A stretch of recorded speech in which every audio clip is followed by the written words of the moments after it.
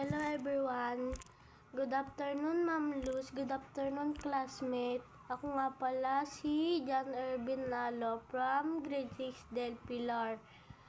Today gagawa ako ng homogeneous mixture. Ito nga pala ang salabat at ang mainit na tubig.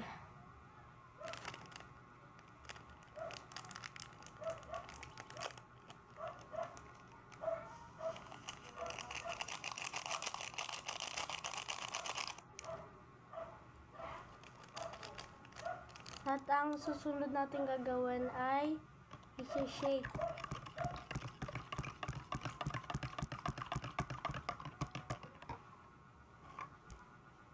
Ito na po ang homogeneous mixture.